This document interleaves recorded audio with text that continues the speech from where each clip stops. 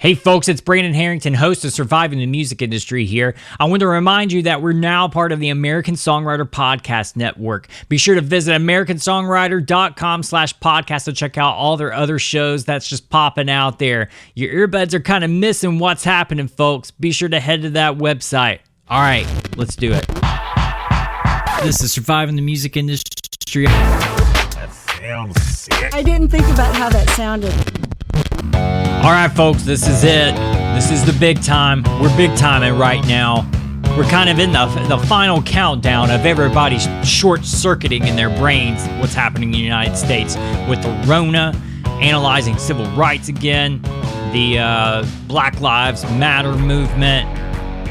Woo! It's insane. I kind of feel like Ric Flair. Woo! Hope everybody's doing well out there. I have a feeling if you're listening to this, you're doing pretty good. Had Mark Erelli on the old podcast. Been a while, and we talked and we recorded about this because he was releasing Blindsided, his new record, and it's amazing. It's awesome. I'm checking in on you people, though, first. Find out what's happening, what's going on. So be sure to keep in touch at SMI Podcast. Also, at Unofficial Brandon. Some of you have been asking about some of my TikToks. I haven't done anything because, one, I don't want to invest all that time into something that's just going to be shut down later. Is it going to be shut down later? I don't know. I'm this panicking dad that has no clue. You know what I'm saying? If they take away my Nike Air plain white tennis shoes that I used to mow the lawn, government probably will. I might get upset. I'll get dad upset. I mean, that's kind of a crappy joke. But the thing about it is, that's why you haven't been seeing me. But also, I've been selling a house. With selling a house in a pandemic, I guess you really don't have to be in a pandemic to kind of have this experience. But when you start to buy a house, you start to analyze, oh, shit, I don't have any money. So you start selling stuff, all right? So random situation happened. And I have lots of guitars because in a former life, some of you guys know this, I toured for a very long time. I did session stuff for a little bit, but I've toured for like 20 years. So I just have gear. I have gear. Up to my neck. And I have guitars that I almost just forget that I even have.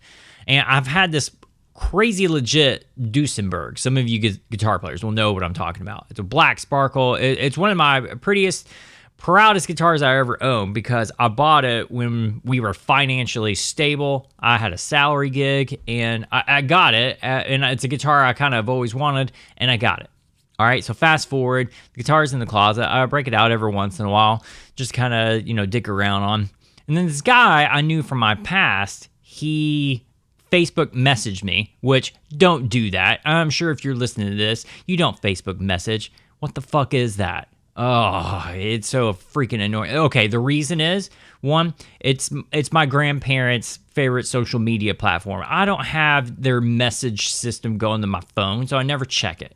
So I started selling stuff with the house, and then I realized, oh, I have a message, so I'm going to check it out. It's this guy I knew that I used to work with, and to be honest, we weren't even Facebook friends because we wouldn't even be real life friends. We just don't mesh very well. I could tell that from like the couple times like we've kind of hung out and kind of worked together.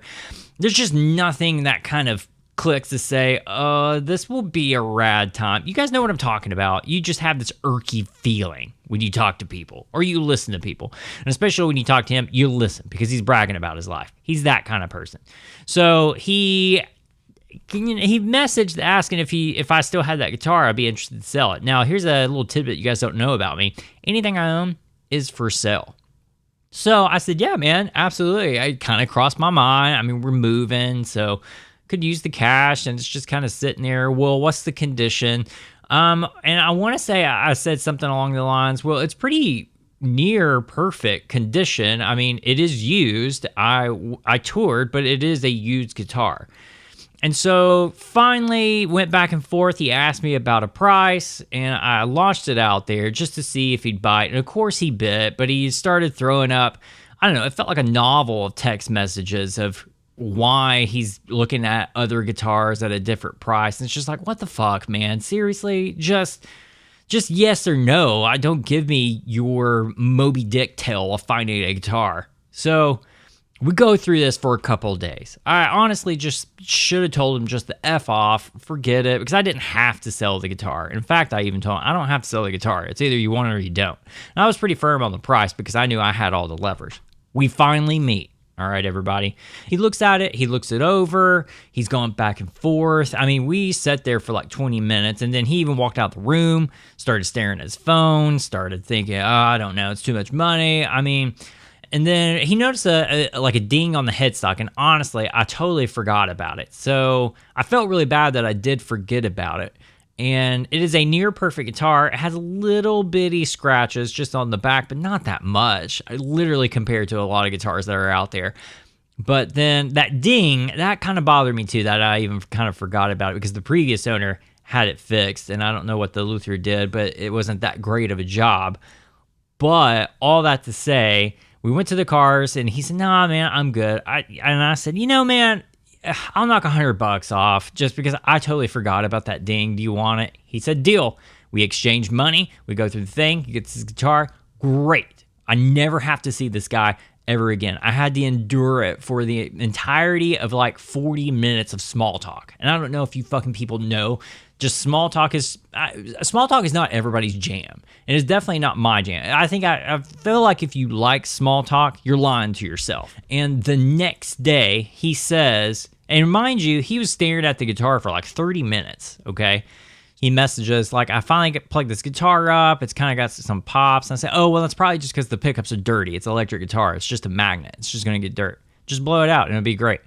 And then the other thing was he just started noticing other stuff like in the light. So all he really wanted to do was me to refund some cash back because he could get the same value guitar. And it's just like, are you kidding me? Is this the scam? Is this just what you do in life? Oh, fuck me sideways. I eventually just kind of told it, bro, you saw it. You stared at it for 30 minutes. It was up to you to buy it or not. You chose to buy it. The end. If the guitar was a lemon, if it didn't work at all, yes, absolutely. Let's figure this out, and maybe I'll fix it, or I'll just give you your cash back, whatever. But that's not the case. It was a near perfect guitar, and obviously things just started popping. So, life lesson here, children: before you go to invest or buy in something, be sure you know what you're getting. It's not that hard. We learned this at a very young age. Why didn't this guy do it? I don't know. But anyway, that's been a very frustrating moment, and just fuck this guy. We wouldn't even be Facebook friends. He even asked me my Facebook friends, and I'll deny him. I probably will. I will. I know I will. But maybe not even reply. I'll just ghost it, just like I ghosted any other situation.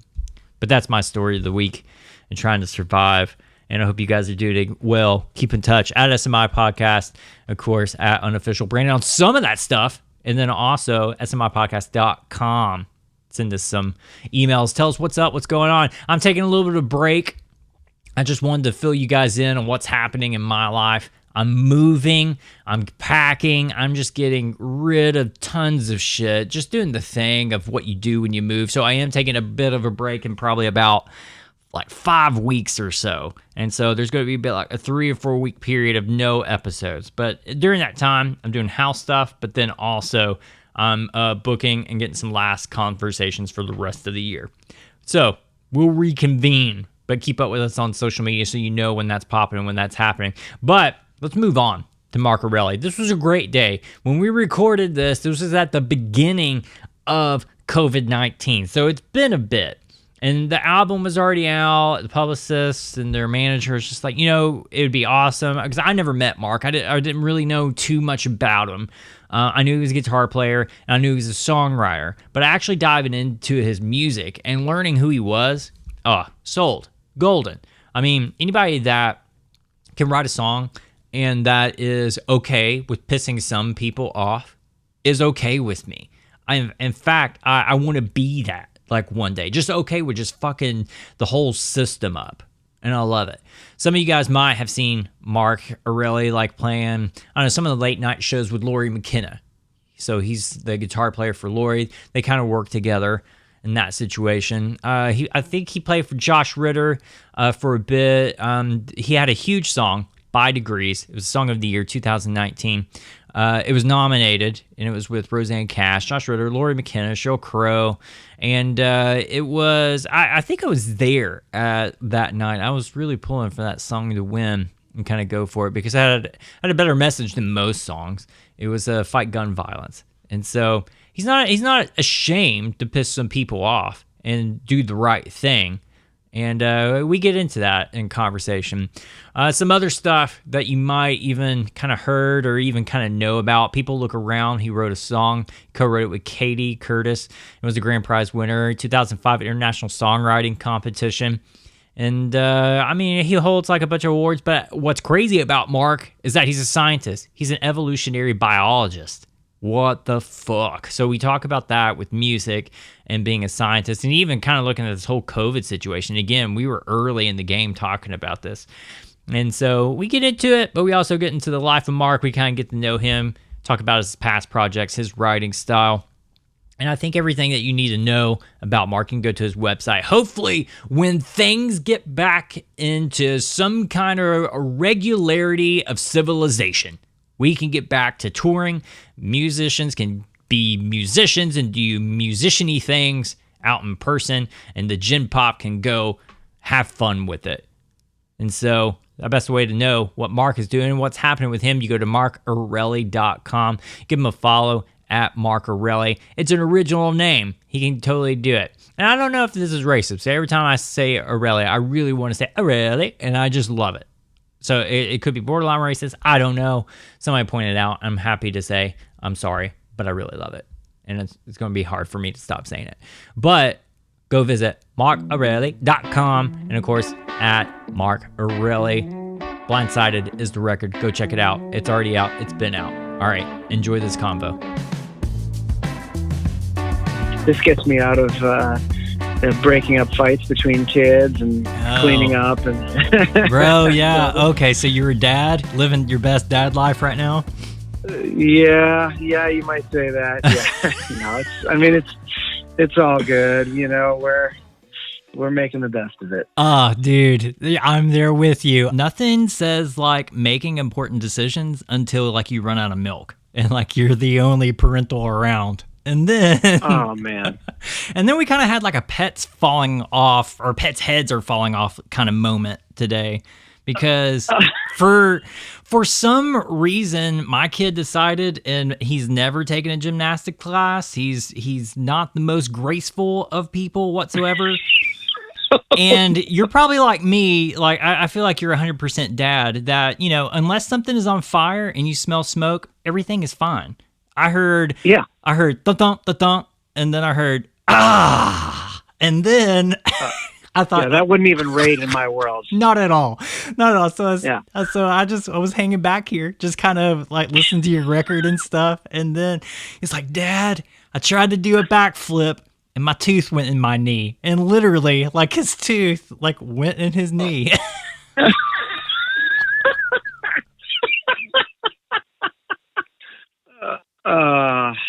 Oh Jesus, man. Yeah, I that sounds like just a normal like Tuesday around here for sure. Oh man, but this is what life has like come to. No, I saw Massachusetts on the old cell phone. Is that where you're dialing in from? Yeah, we're just outside of Boston. Mm.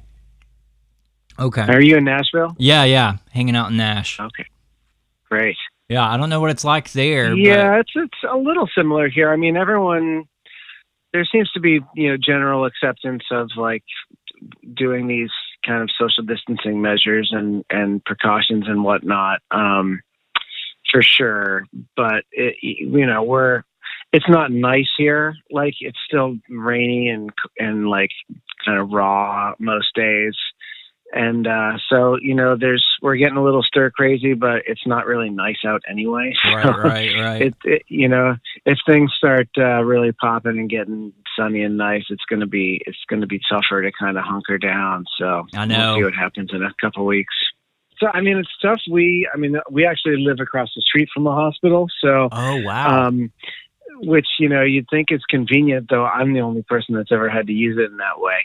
But at this time of, you know, with all the stuff going on, you don't want to end up in the hospital. Not so at I'm all. always telling the boys, like, please be careful. Like, we do not want to have to go to the emergency room. Dude, right now, you know? you are speaking my daily language. I preach this like every single day. Yeah. And I it's know. boys. Like, girls aren't stupid enough to do what boys do. Try a backflip No, for the first time with no supervision. No, the girls are just like, I'm going to go read, Dad. Yeah, and it's right. like, thanks. You know, the boys, like, we have friends that have girls that are quarantined with girls, and I literally don't even know what the hell they're talking about when they talk to me about their experiences. I'm just like, that is nothing like my reality at all. Like, man. as you know. Dude, so this is 100%. probably not what you want to talk about. But No, I love it so much because it is true. It's the thing of like when people have girls and they're telling me about their daily activities, I'm just thinking, well, I learned how to put a splint on for the first time. So I have no idea what you're talking about with TikTok videos and like performing dances. You know what I mean? No, So, are you a musician yourself? yeah, man, I toured for about 20 years, and about 4 or 5 years ago, this kind of took off, and then started doing some personality stuff, but especially musically, kind of focused on songwriting these days. And so that's kind of where I'm at in life. Well, you're in the right place for that, I guess. Yeah, but Mass isn't that bad. I mean, Massachusetts is not bad. I mean, you're down the road from Lori, McKenna, right? Oh, absolutely. Yeah. I mean, you know, we actually do a fair amount of co-writing up here. Not with Lori so much. I'm not sure how much you know, but I'm in Lori's band and have been for 15 years now. That's amazing. Yeah, and she's amazing, and I've known her since the mid '90s now. So That's crazy.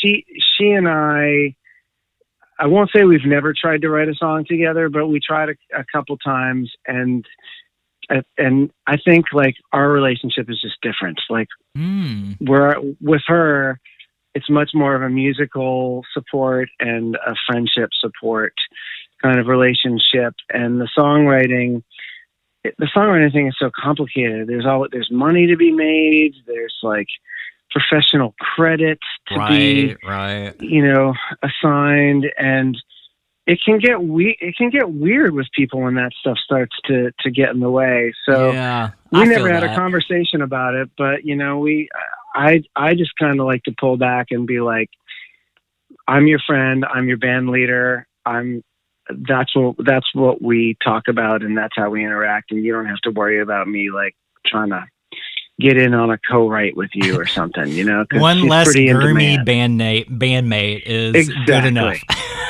Exactly. Yeah, that's funny. Yeah, I've hung out. She's been on this thing, and we've talked, and I kind of feel like, oh, did I lose you? I thought you did, but you're here. Okay, yeah. She's been on this thing, and we've talked, and I always have this little guilt trip every time I book a songwriter, because it's kind of like, well, I mean, you could be making hundreds of thousands of dollars right now, but you're talking to me. But she's amazing. It was crazy to kind of get to know her through the thing, and that's an awesome surprise. I do research, but enough to where I like to be surprised, and so I didn't know like you jammed and you still play with Lori.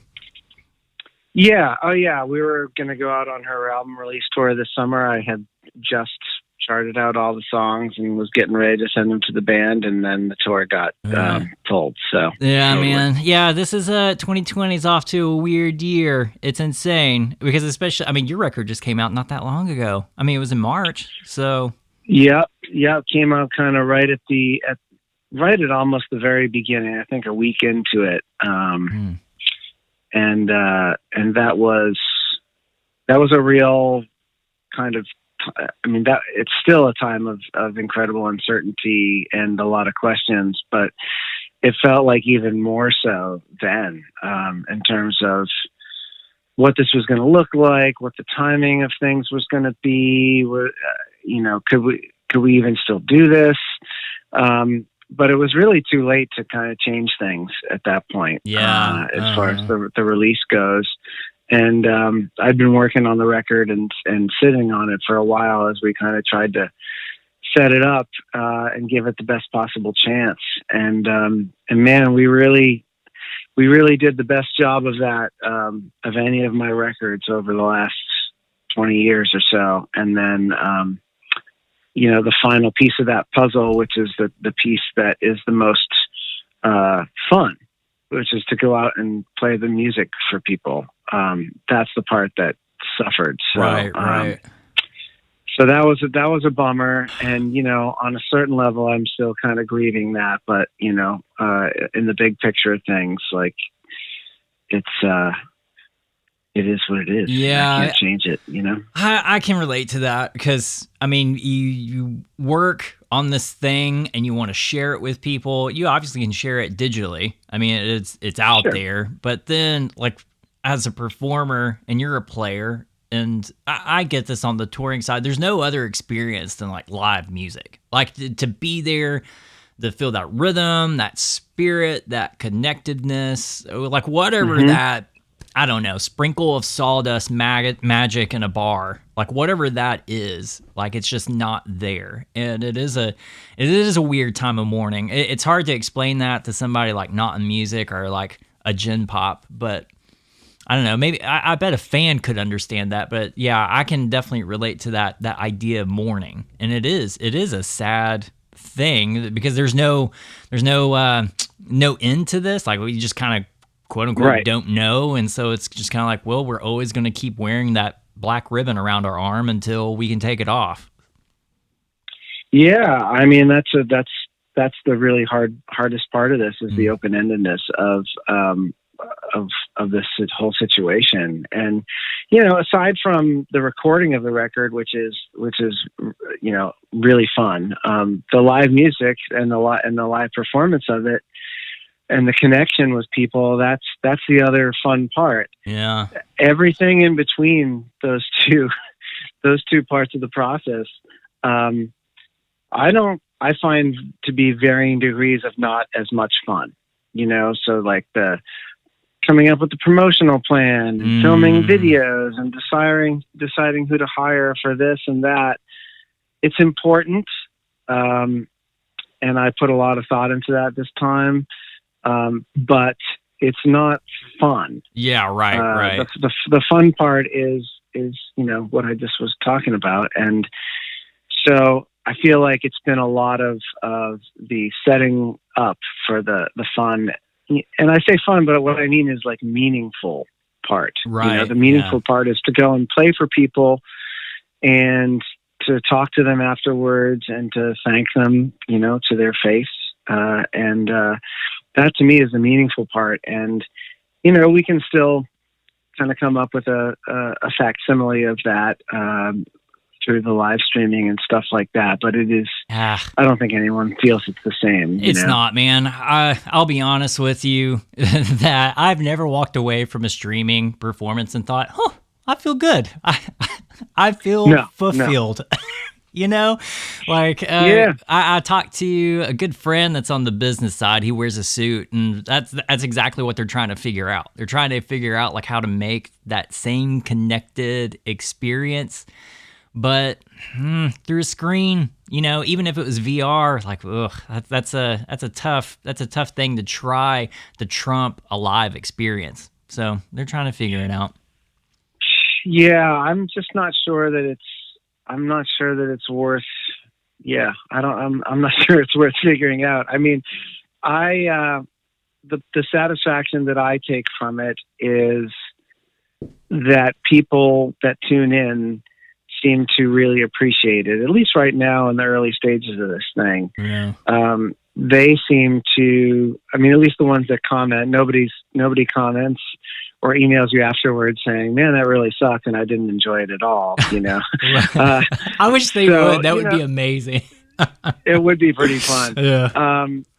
So people, it seems to help people, and honestly, like I'm looking for ways to do that now, and it's not like you can just go out in your community and directly help people. You got to kind of stay home and stay healthy and stay isolated. So if this allows me to do something that people feel is helpful and is of service to them, that is enough reason for me to do it, regardless of whether I quote unquote like it.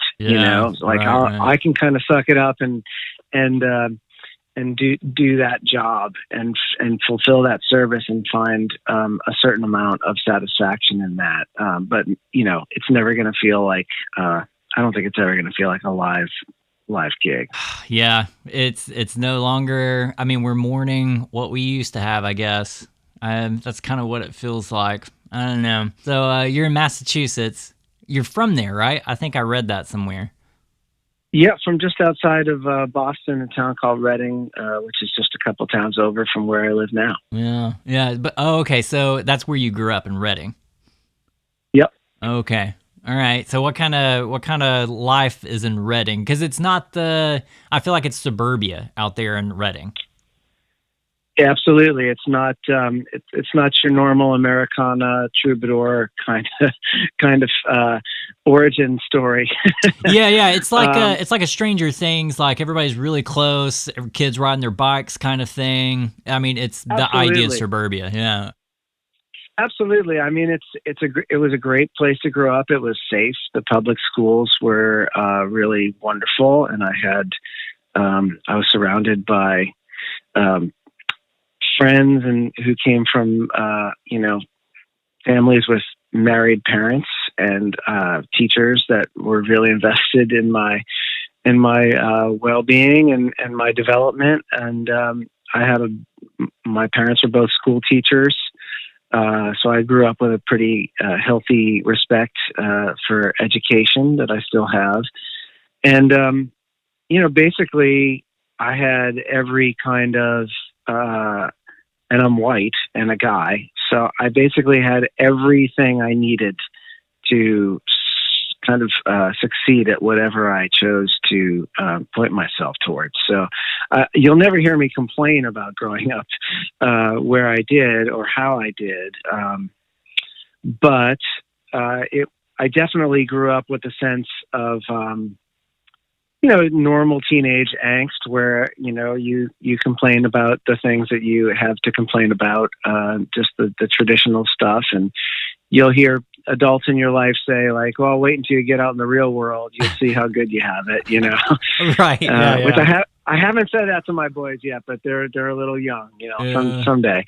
I always hated that. Start to think, I know it was the worst thing because I don't know. It was always the thing of like, well, for me, I grew up in the South, and so I always heard that, and I kind of thought, well, what is real life? I mean, is it not working in a factory or a ranch or whatever? So nobody ever explained that, I feel like. Where in the South did you grow up? East Texas, Southern Arkansas. Okay. So, I mean, that's the kind of place that I kind of grew up kind of wondering and kind of mythologizing in my head when people would say to me, wait until you get out in the real world. I'm like, well, if this isn't the real world, where is it? And, if you're in Boston and you look east, there's not a lot of real world left. So you just have to look west. Yeah. And, there's an ocean on that side. Exactly. So, I'm hardly the first person to kind of look to the West as kind of like the place where everything, was kind of happening and the mythological kind of landscape that it is. But I did really become kind of enamored of Western culture and geography. And I listened to country music in high school, like singer-songwriters. And so I found guys like Lyle Lovett, and through him, guys like Guy Clark and Townes Van Zandt and Kevin Welch and Terry Allen. And, I'm very certain I was the only person in Reading, Massachusetts who grew up listening to Jimmy Dale Gilmore. Oh, wow.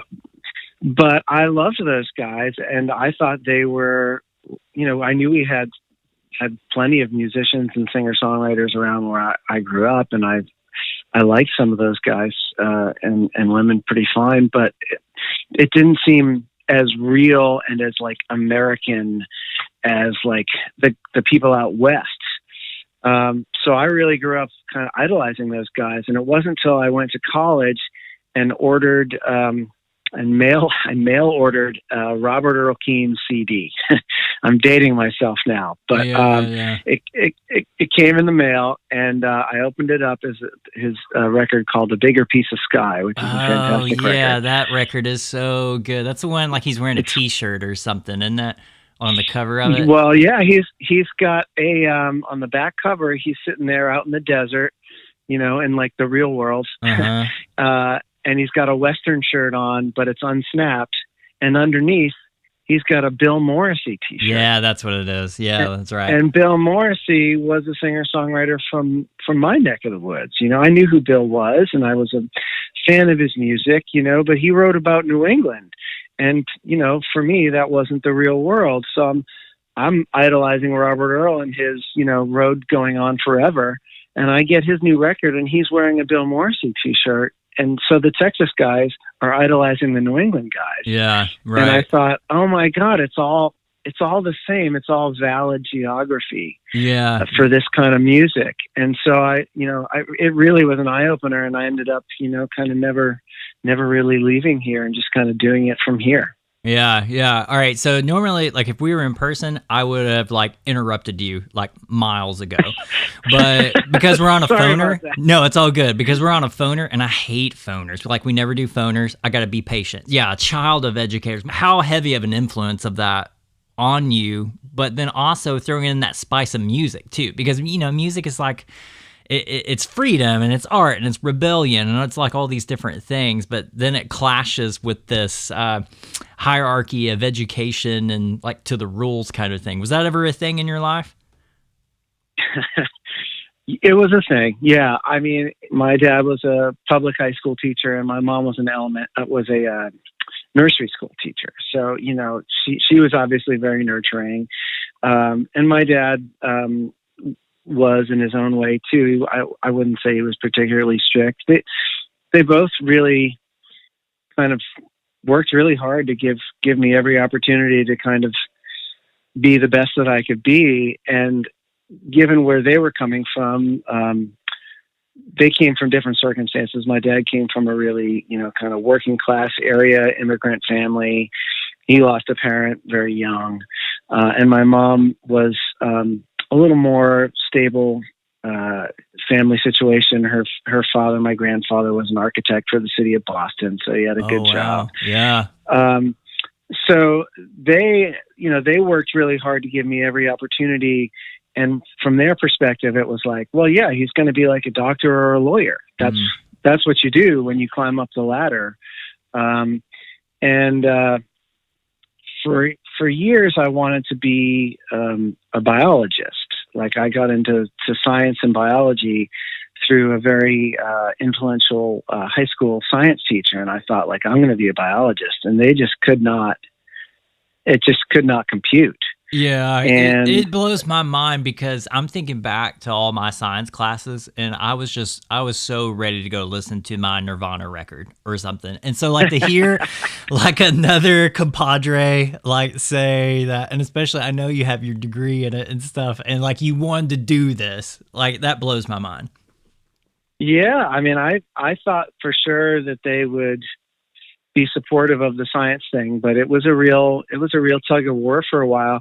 They finally came around to it when I got my bachelor's, my undergraduate degree in biology.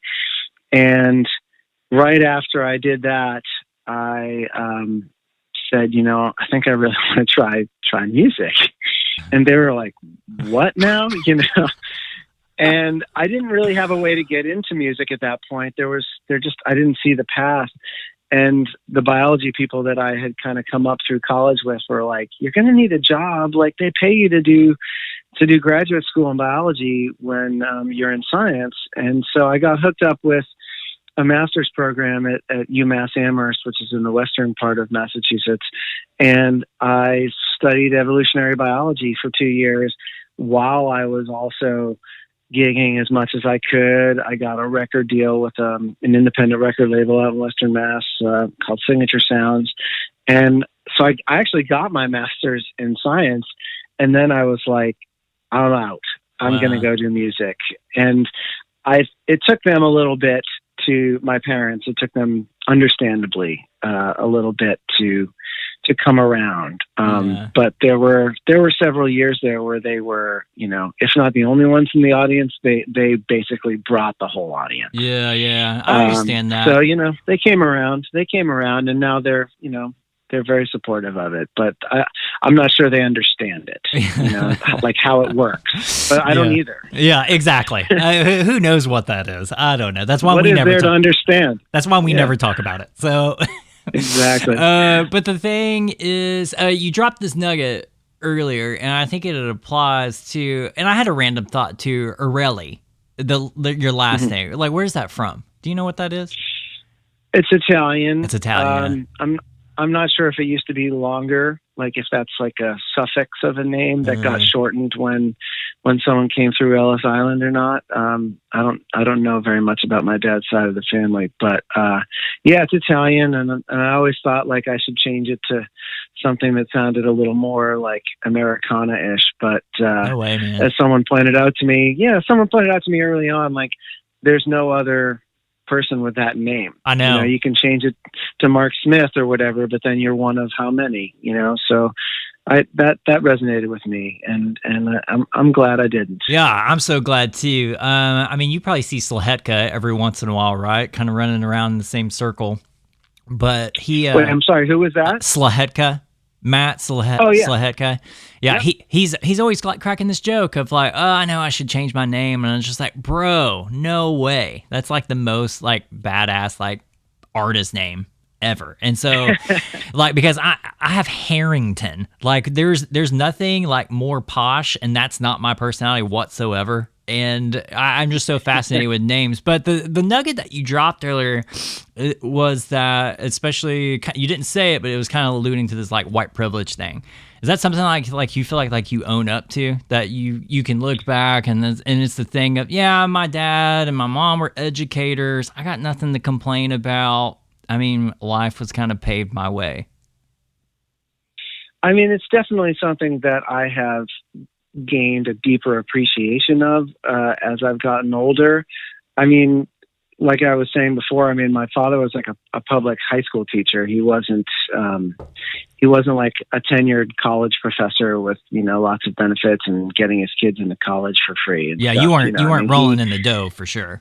No, and he worked during the summers, and my mom's job, as a nursery school teacher, couldn't have paid very much. I mean, I think when you talk about privilege, some people kind of assume that the term, one connotation of the term is that things are kind of handed to you. Right, yeah. And I don't mean to say that was the case. That my parents worked really hard to give me a better life than maybe they felt they had, or at least the opportunity to have one.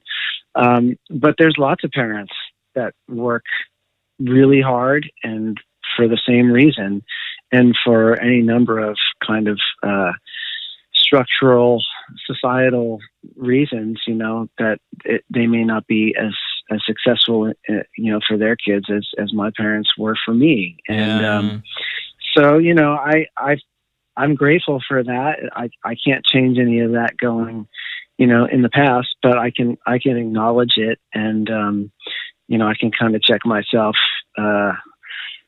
Say on social media, right. Like, should I really say this? Like, is this really a problem for me? Or, or conversely, should I stand up for someone else that may, they may be saying something online, but other people may not hear it because the only voice that a lot of people hear, is that of a white male. So right. I think it's important.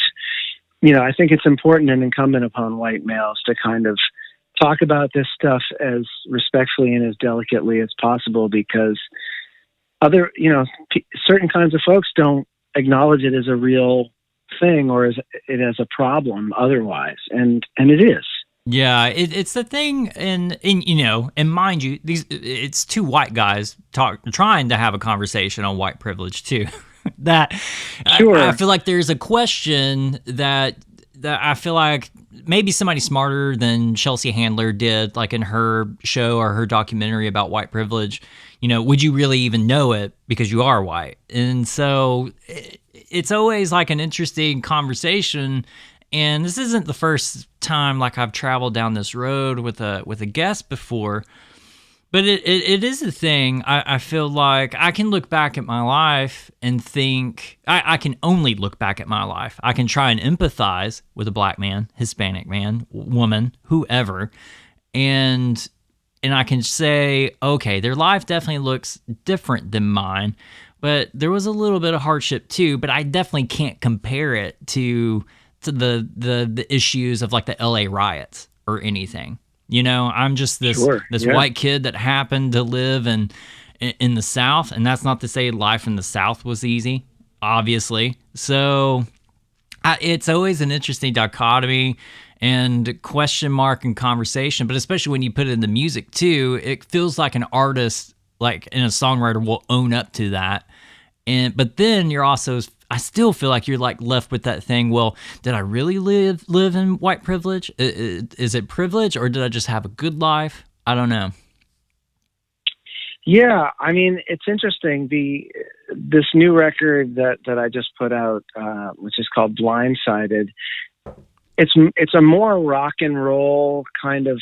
In some ways, it sounds lighter and more up tempo, and most of the songs I think kind of deal with, they're kind of more interior songs, even the rockin' ones, like kind of focused on matters of the heart. But there is one song on there called Rose Colored Rear View, which directly addresses, this kind of thing that we're talking about now. Yeah. I love the line with, I'm looking at the lyrics because I want to put it in context, that lost in some nostalgic haze, only white men miss the good old days.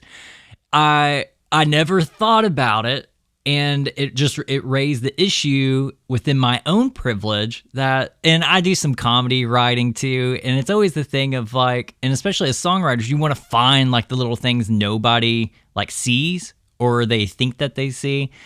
And I thought it was awesome that you, as a white male, could say only white men miss the good old days, because that's all you ever hear. I feel like you hear old white guys just saying, I miss the good old days. And I feel like I feel like there's a Chris Rock bit somewhere of that when somebody calls him about doing a period piece. He's just like, well, what period is a black man going to be in? Because it's not ever been good. But it's that thing. Yeah, it is. And again, I just feel like, I certainly wouldn't claim to have the totality of the perspective kind of all worked out with regards to all these issues. But I do think it's important for, artists, for people like myself that look like me, to kind of raise that issue within the context of the art when it serves the art. I mean, I'm not trying to write a song as a political statement. I'm trying to write a song. Yeah, and right. The songs are about different things. For me, songs are, kind of come from life. Like I don't write a lot of just purely made up songs. Like there's a lot of very interesting and compelling stories and details and observations from just the regular life and the world that we live in. So, this is part of that world. And so it comes up, it's not, and so I try to sing about it in a way that, kind of maybe comes in through the mental back door. If you were to put on Rose Colored Rear View, and put the windows down in your car and just like drive around on a beautiful day, it would sound great. You're driving around, not really paying attention to the words. I mean, it rocks. It's got a great feel and a great groove to it. But if you listen to the words, there's like this whole several other layers there. So it works, artistically, that's kind of how it works. So all this is to say that like when that kind of stuff finds its way into my songs, it's because it's part of life, not because I'm trying to get people to, vote a certain way or to think a certain way. If anything, I'm just trying to get people to kind of ask questions about like, have I seen this kind of thing in my life? Yeah. It's especially when you try to put this in a song and you have this consciousness. I feel like when, as an artist or a creator, and you start questioning these things, and even in your own life, you put it on paper. It's more question than it is statement. And I wonder, have you always felt like you've had that? Because I feel like if you're going to be a scientist, you're always asking questions, right? So I feel like this consciousness of always evaluating or maybe reevaluating has like always been implemented like in you.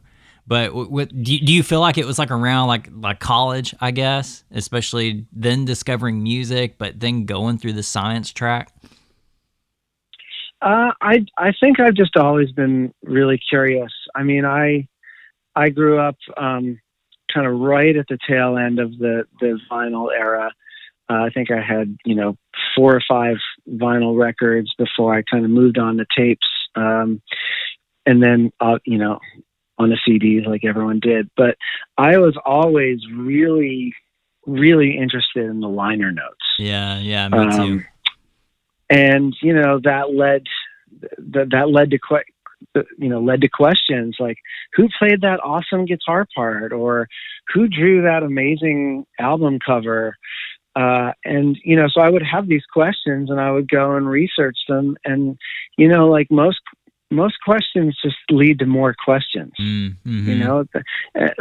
When there's a question that has like a definitive answer, that kind of weirds me out a little bit, or it kind of bores me. Like I want to kind of go further into whatever journey it is, whether it's science or whether it's art. And so I've always had that kind of questioning, kind of seeking personality. And, I think maybe that's partly why I've never kind of taken to like organized religion or anything like that. It's like I have too many questions.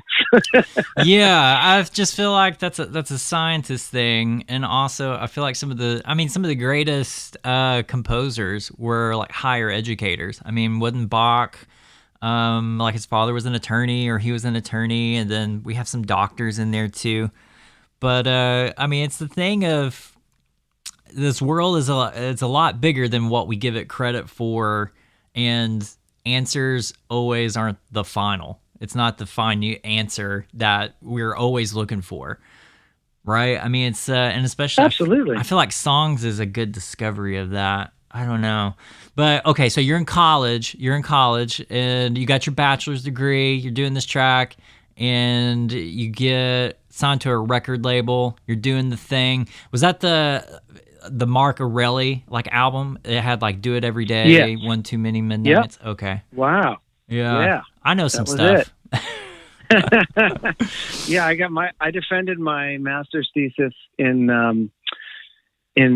I think it was May of 99, and the record came out like in mid-April 99. Dude, that's insane. So, yeah. I feel like because I know most of like your back half career, and so like kind of going through reading some stuff, it's just kind of like this dude literally can't do it all, because I can't imagine going to get your fucking master's degree and releasing like your debut record. You know what I'm saying? Because that time, that's insane to me. Well, yeah. I mean, it was, of course, it was a different time, and there wasn't as much. You couldn't do all the stuff that you could do now, and it wasn't really expected of you in terms of like.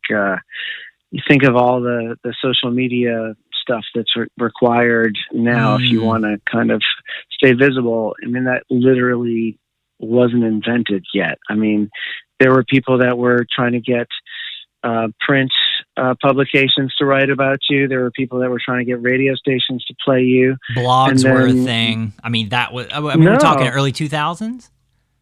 99, early 2000s. I mean, it was just. it was radio, it was press, and it was touring, and that was it, so it even that was plenty, but it wasn't. And with the record label, they help you with some of that stuff to a certain extent, so it wasn't quite as crazy as it sounds by today's standards, but I definitely, in my office here somewhere, I have my daily planner from like the last year of graduate school, in case I kept it very intentionally, because I remember thinking, if you ever think like, oh yeah, well I can just do science and music at the same time, which many people had suggested, like, well, why don't you just do both? One look at that daily planner would say, would answer why, because every little bit of white for every day was just full of work and different things to do, and I'm laughing because I feel like you're giving me a panic attack of just thinking because it's just the sheer responsibilities of it all. Because it's the thing of like, if you're going to school, and I went through the school route too. Like if you're going to school, like you want to do it. Like there's no point of not like doing your best, giving your time, your effort, especially if you're not going to follow through with it. And so like giving two things 100% of your time, that's an interesting thing that I never really thought about, because especially records back then, it was a little bit limited. Like, did you just feel like you could just concentrate on the creative and like you really didn't have to like focus on just the other like BS of, I don't know, make a promo video and make them like every single day and make it different every single day? Yeah, there definitely wasn't that pressure to kind of be always on display and always engaging with people, and that part of it, I really liked that part of the music industry. The fact that you could kind of go away every once in a while and work on your music, and then you'd come back and you'd have something new to say. And I like that in other artists. I liked that I had no idea what Bob Dylan or Tom Waits was. I mean, those are bad examples. I still don't know what those guys do in between records, but you know what I mean? So, that kind of thing of like, how can you miss me if I never go away? Yeah. I get nostalgic for that sometimes, but that is that horse has left the barn for sure. Yeah, here we're back. We're back at that thing of like mourning. A time has passed and it's not going to be the same again. Because I feel that too. There was a time in touring and being an artist of like, oh, dude, you could just create, and that created, I feel like, so much freedom compared to like what I have now. Like I just don't have that creative flexibility or that creative like freedom, because then I have this headspace designated for whatever like BS thing I have to do at that point.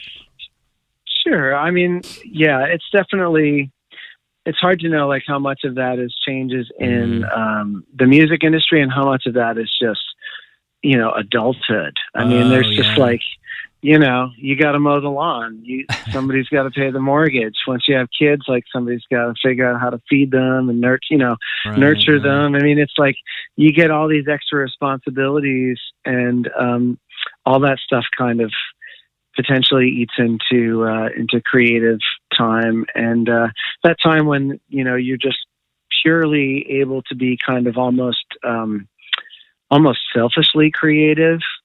In a way, like I definitely like look back fondly on those few years there where that was the case, but I wouldn't say that life was better then. It was just it was maybe simpler in some ways, but it wasn't as rich in a lot of other ways. So yeah, I mean, I always want to tell myself that the best has not happened yet. I think that's what I want to believe, and when we finished this new record and I felt like truly like it was the best and most fully realized thing I'd ever done, I was incredibly proud, because I was like, okay, still got a little gas in the tank here. We're still moving forward, going deeper in, that's the goal. Yeah. I'm surprised to hear you be a little bit of a positive guy, because that's not when I envisioned you in this conversation, that you seem like really hopeful and like you have this like edge of positivity. Do you typically like try to look for the sunnier side of the street, like just in kind of all walks of life? And that seems a little bipolar or different than like being a scientist, right? Yeah, I mean, I think, let's see, what is my relationship to optimism? Yeah, right. I mean, talk to me anytime in the last, month or so between like 4 a.m. and 6:30 a.m. You know, like I get out of bed really early and I'll, I know I shouldn't, but I'll fire up the computer on my phone and I'll get on the news, the New York Times website, or I'll get on social media and I'll look at all the stuff that's going down. And man, it's dark, and I fully acknowledge that darkness, and I kind of have a few cups of coffee, and it's in some ways it's a very comforting way to start the day. In some ways, it's very anxiety riddled way to start the day. But what it does is it gives me an outlet, and it gives me a time to kind of to take all that stuff in and process it. And then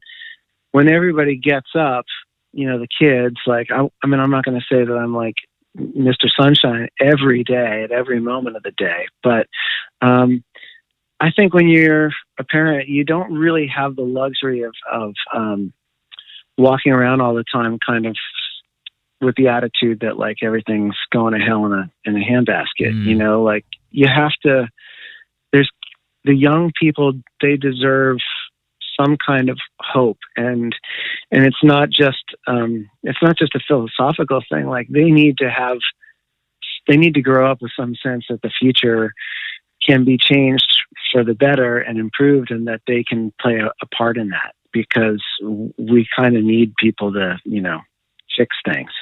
Yeah. So, I kind of feel like, yes, I might have like a real positive attitude a lot of the times, and in general, I try to be pleasant to be around and friendly. But I have my moments, and I try to kind of process them on my own when they don't, adversely impact too many other people, and then, set them aside for the day. Yeah. The reason I ask is I always have this constant battle, like for me personally, because I'll call myself a negative realist all the live long day. And it's not the most popular person in the room. I definitely know that. But also, I feel like some of your heroes too that you kind of named off, like Robert Earl King. I mean, he's a pretty positive guy, but Tom Waits for sure.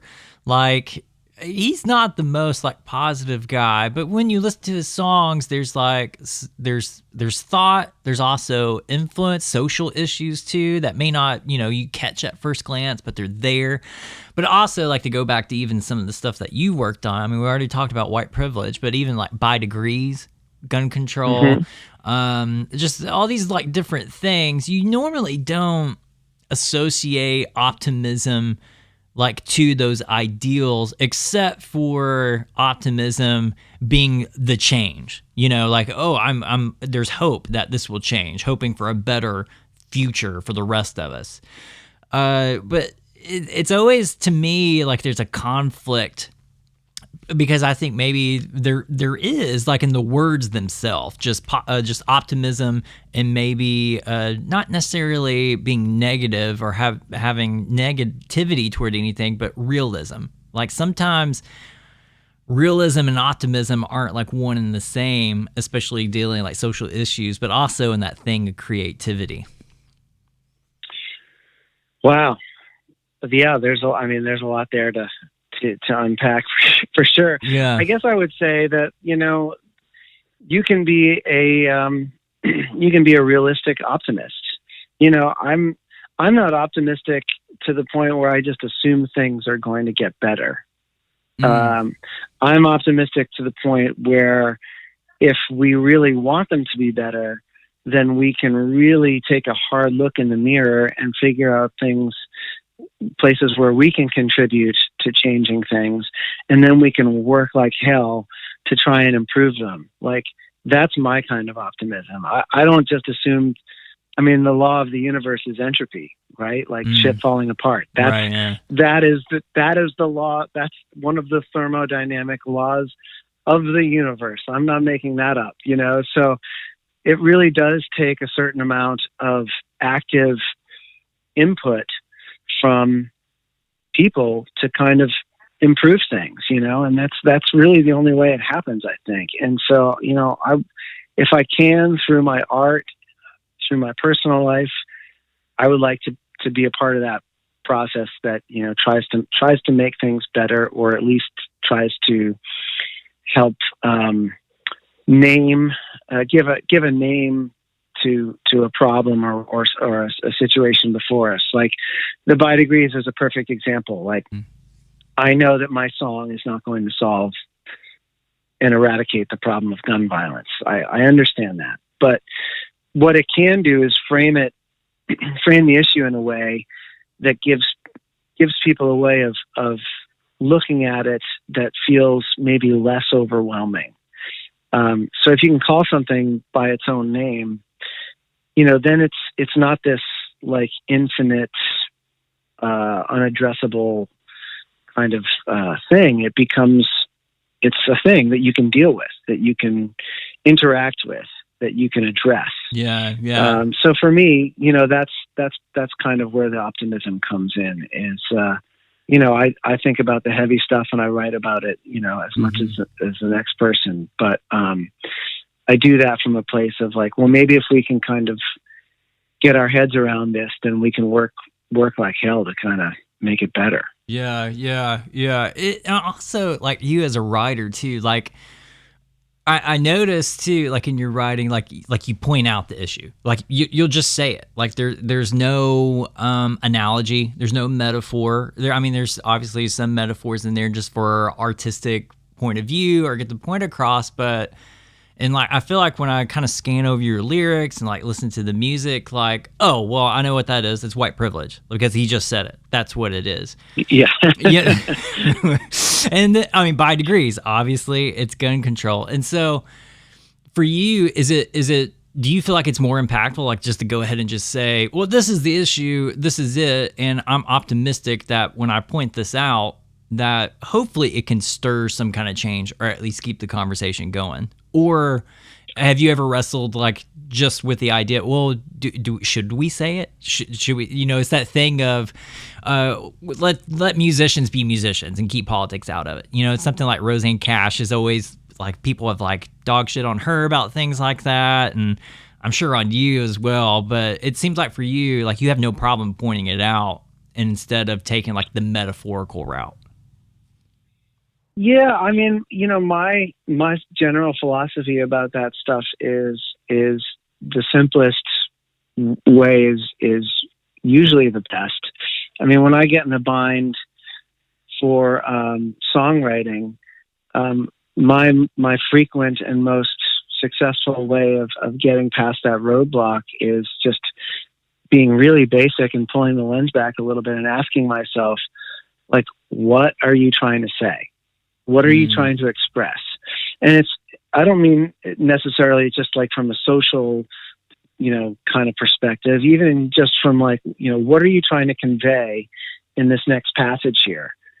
And then just write that down.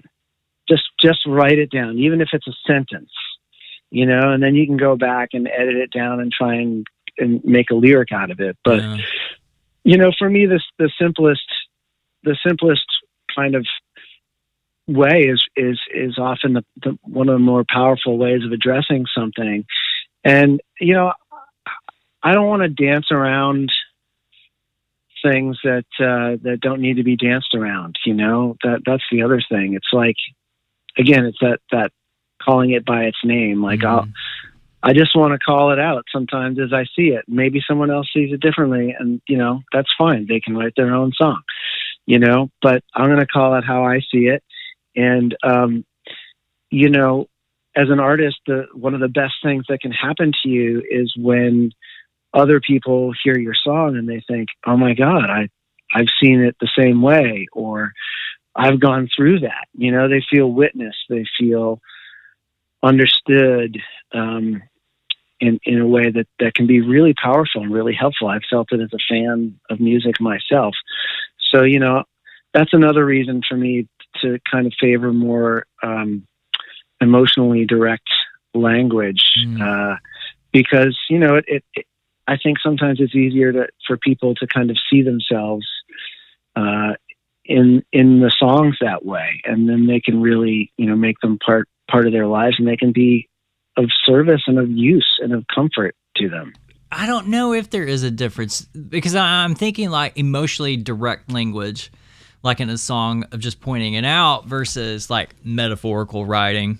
Is there a less or a different impact? I guess it takes more bandwidth, right? Probably like to figure that out, you know, like especially metaphorical writing. But when you're being direct, you get your message across like a lot quicker. Yeah, I mean, I think like anything, you know, a blend of the two approaches is probably the most artistically fruitful, you know, and I think that's kind of what I'm shooting for, you know, most of the time. You know, I mean, by degrees, you can take it metaphorically, or you can take it very, very literally. Yeah, you know, yeah. as someone pointed out to me, like, "Oh, it works for global warming too." I was like, "Oh, for God's sake, I hadn't even thought of that." But I haven't thought about that in 3 years. Thinking metaphorical degrees, not actual Fahrenheit and Celsius degrees. You know, so yeah, I think a blend of the metaphorical and obviously, you know, poetry, for me, like poetic things are not necessarily the most flowery and enigmatic things. They're, for me, poetry is really at its essence is the economy of expression, and how much can you say with the littlest possible, you know, by saying as little as possible, right? You know, and right. So, you know, you can sometimes do that with a metaphor or an image, or sometimes you can just say the thing. Yeah. And I think both are valid, and you know, a lot of songwriters use both in the course of the same song. You know, I mean, Trine was a master of that. You know, like that simplicity, but also there's real depth there and mystery in some of those lines as well. So ideally, you'd get both. Yeah, I mean, I think of guys like Guy Clark too, right? I mean, the guy could do both if you really wanted to.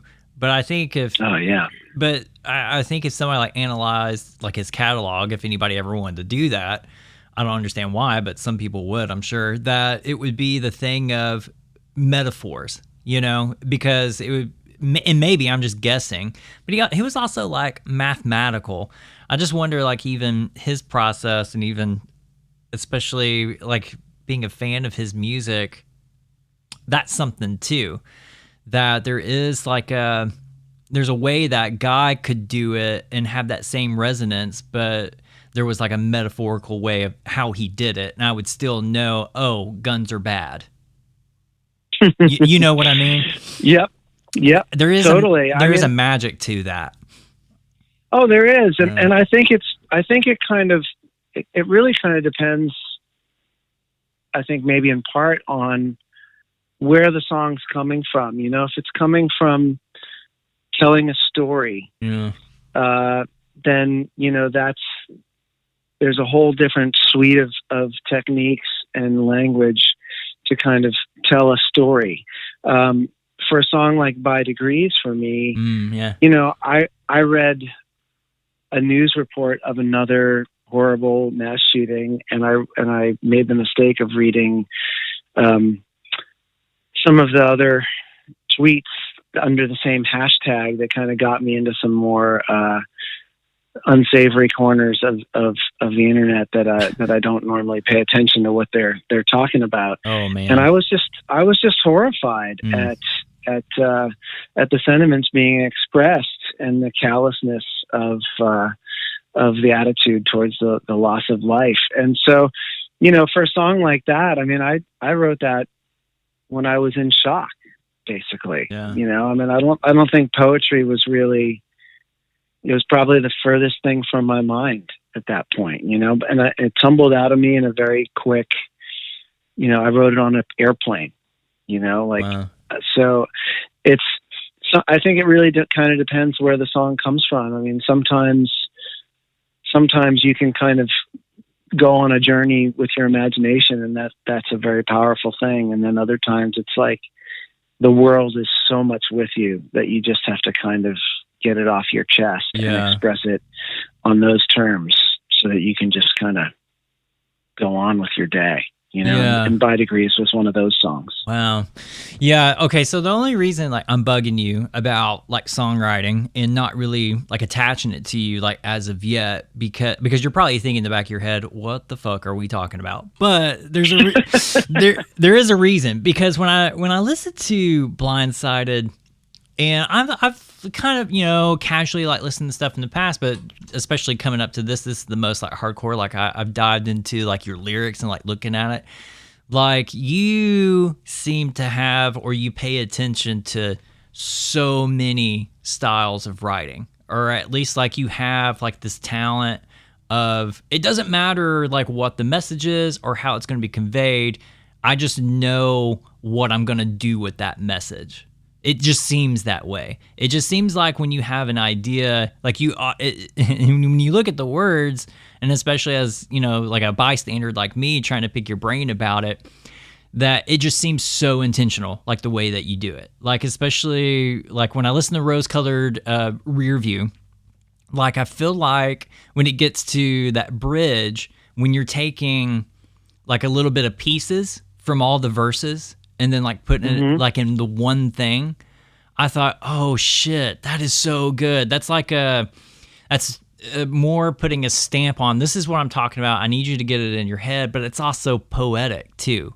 It's a thing of revisiting all these themes and then putting it back together. But then you can also like tell a story too. Like Careless, the first time I heard Careless, dude, that's a fucking sad song, and I loved it. Oh, thanks, man. Yeah, that's a compliment. I promise. That I get drawn to sad songs probably more than anything else, but that song is beautiful. But you can tell a story as well. And like going through, you can be a player, you could be an artist and do your thing. You have so much like in you, and it's so hard to dissect that like in an hour. Like it's insane to me. Yeah, I guess, I mean, I would agree. Like all that stuff is important to me. And I think in some ways, in a lot of ways, maybe my career things might have been easier if I could have been reduced more simply and more easily to like, well, this is what Mark Erelli does, I won't name any artists specifically, but we all know artists like that. And while I can certainly appreciate that way of doing it, like if you want that, you go to that person, that artist. I tend to bored is a strong word, but I tend to find those sorts of artists less compelling over the years. I might have identified with them really hardly at one point in my life, and then I move on, and I can't really get back there. Is it the thing they're still there? Is it the thing of like they only just scratch the surface on whatever that may mean? Like it's not. They might go pretty deep into whatever they're into, but it just seems limited in some way. I mean, I love music. I love everything about it.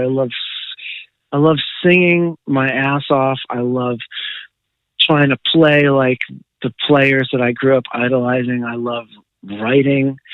I love, producing, or I love having produced a record. Sometimes in the middle of producing a record, it can be a little tough. But, I love different genres of music, and I love different ways of expressing musical ideas. And it's too short. Life is too short to kind of just cut yourself off from some of those things because you think like, well, maybe some people won't get it. It's like, I just don't care. I want to do the things that I love to do. And if people get it, I'm really grateful for that, you know. But if they don't, that's okay too, because I'm the only one that has to live my life, you know. They don't have to live it, but I have to believe in the things that I'm doing. And if those seem to change from time to time, or if people don't, you know, maybe understand them as well as they do at other times, that's fine with me. You know, I mean, I'll get people all the time saying like, don't you, you know, when you're standing up there with Laurie McKenna or playing with Josh Ritter, like, don't you want to play your own stuff? And it's like, I'm standing next to one of the greatest songwriters of my generation. I'm fine right now. Like, I'll play my own stuff later, you know? Right. Like, I mean, it doesn't bother me. I like to do different things, and I like to kind of follow where the musical energy seems to be at any one point in time. And for me, kind of reveling in the kind of almost infinite nature of it just feels far more enjoyable and far more satisfying than just kind of saying, well, you know, people might not get that, you know, because they actually might get it. Yeah. You know, if you talk down to your audience and you kind of assume that they can't understand things, that they can't wrap their heads around things, they probably won't be able to. But, you know, people surprise you all the time. And I think that's, for me, that kind of speaks to a little bit of, you know, respect that I have for the folks that are into my music. Like, they'll get it. And if they don't like it, that's fine. They can come back in a couple of years and I'll be doing probably something different, and they might like that. And I hear that from people all the time, you know, and that is maybe not the path to stardom, but it is certainly for me the path to a life in music that you can feel interested in and proud of, and you know, consistently drawn to. So, you know, that's how I do things. Yeah, bro. Especially like at the end of the day, you got to live with yourself, right? Like, if you're just like regurgitating or just saying something like you kind of don't live with, or you haven't like lived within your own life, it would be your own words, or it just wouldn't be something like from your soul. Like, it's hard to live with yourself artistically. I mean, I feel like that's the case. I also feel that, you know, when people kind of start getting into this sort of head game, that they're giving themselves maybe too much credit, or they're thinking they have more control over the process than they do. I mean, I'm just kind of living my life and making the music that I make. Yeah, man. If I could control it, God, I would love that. Even even down to the resolution of like controlling, like being able to write another song. Like, if I knew what to do, I would just go to that place and stay there and do that thing every day and every hour of every day. But it's a mystery, and I'm not in control of it. And the best I can do is, you know, whatever analogy you want to use, keep my line in the water, or keep my antenna raised up into the air as high as I can get it. You know, make sure I'm walking around with a pad of paper and a pencil. You know, I'm not in control of it.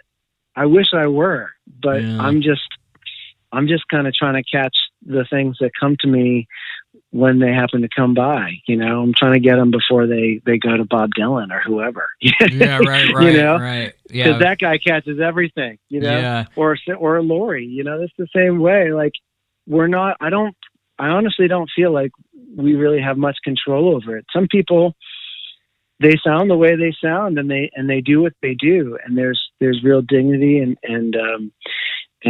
that can be really compelling. Yeah. For sure, you know, but like, this is the way that things come to me. And to me, it all sounds like me. I mean, I feel like I sound like me, whether I'm playing Telecaster with somebody, or whether I'm doing a record of Western swing, or whether I'm singing about white privilege. Like, I don't have enough distance to kind of conceptualize it as sounding or being different. It's all coming from me. So, you know, however other people kind of perceive it, you don't really have much control over that either, so you just kind of, you do what you do, and hell, a broken clock is right twice a day, right? Yeah, I always love that analogy because it at least makes me feel good, because at least I'm still gonna like just try, and I guess it's the same for you, like you're just gonna put it out there, and for whatever it's worth, dude, it's just gonna make you happy. And I just feel like whatever's gonna make you the happiest as a creator, as a person, as a human being, as long as you're not like killing cats, I guess. Like, what? I mean, you're gonna have a pretty good life. I mean, adjust your standards, I guess, of success or whatever. But then there's, at the end of the day, you just gotta be fucking happy. Be kind, do good work, pay attention. I mean, those are the kinds of things that I live by, that whatever comes from that, I can live with that. All right, guys, you hung in there. You stuck it out with us, kind of learned everything and in between about Mark Erelli. Huge thanks, high fives from a distance, safe distance, to Mark Erelli for his time, for sharing the record Blindsided, and of course, everything from his life and past projects. Again, go visit markerelli.com and go to his socials at Mark Erelli. On that, while you're there, make a little pit stop over to at SMI Podcast or go to at Unofficial Brandon. It's a little across the board, but you know what? Use the search bar. I don't know if it's right. I'm trying to hire a social media person. So, adulting. Just a reminder that I am taking a little bit of a break because I am moving out of this current house and buying a house, and so we only got a few more episodes, so keep up with us on socials when new episodes are coming out. Also, if you enjoyed this episode, or any episode for that matter, all I ever ask is that you share it with a friend, share it on the social medias, and I truly, really appreciate it. Hope you guys are doing safe. Hope you guys are doing well. Hope you guys are just doing the right thing. Stay in touch. Be well, be kind, and as always, happy surviving.